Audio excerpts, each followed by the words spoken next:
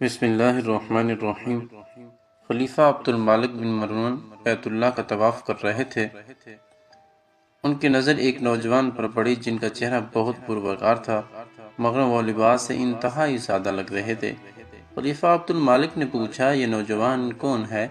تو انہیں بتایا گیا کہ اس نوجوان کا نام سالم ہے اور یہ سیدنا عبداللہ بن عمر رضی اللہ تعالی عنہ کے بیٹے اور سیدنا عمر بن خطاب رضی اللہ تعالی عنہ کے پوتے۔ خلیفہ عبد المالک کو دھچکا لگا، انہوں نے اس نوجوان کو بلاوا بھیجا۔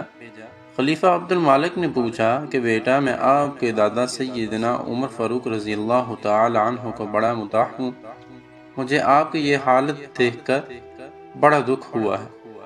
مجھے خوشی ہوگی اگر میں آپ کے کچھ کام آ سکوں۔ آپ اپنی ضرورت بیان کریں، جو مانگیں گے وہ دیا جائے گا۔ نوجوان نے جواب دیا، اے امیر المؤمنین، میں اس وقت اللہ کے گھر میں ہوں اور مجھے شرم آتی ہے کہ اللہ کے گھر میں بیٹھ کر کسی اور سے کچھ مانگوں۔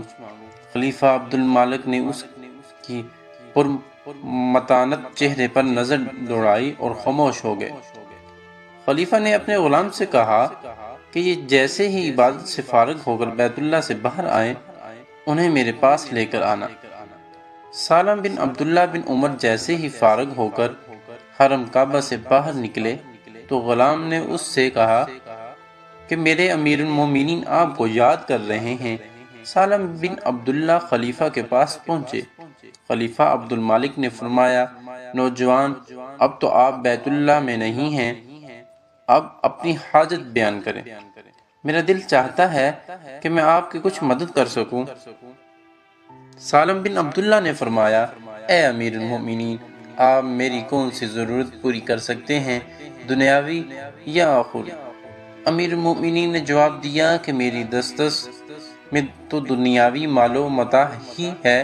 سالم بن عبداللہ نے جواب دیا، امیر المؤمنین، دنیا تو میں نے کبھی اللہ سے بھی نہیں مانگی جو اس دنیا کا مالک ہے، مالک کل ہے، آپ سے کیا مانگوں گا؟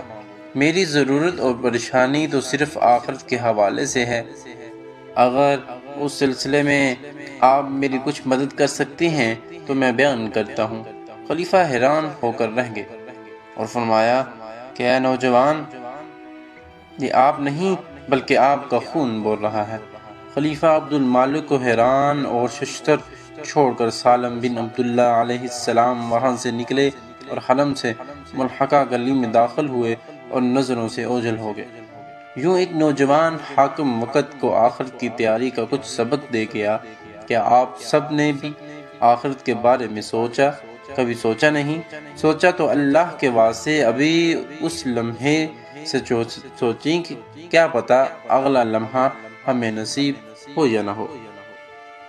ہمیشہ کی طرح آخر میں وہی باتیں کرتا چلتا ہوں کہ اگر آپ میرے چینل پہ نیو ہوتے ہیں تو پلیز چینل کو ضرور سبسکرائب کر دیا کریں اور ویڈیو کو ضرور لائک کیا کریں۔ ایسے واقعات، تحریریں، سبق آموز کہانیاں، ناول میرے چینل پہ آپ کو سننے کو ملتی رہتی ہیں سنی ہسٹری میں۔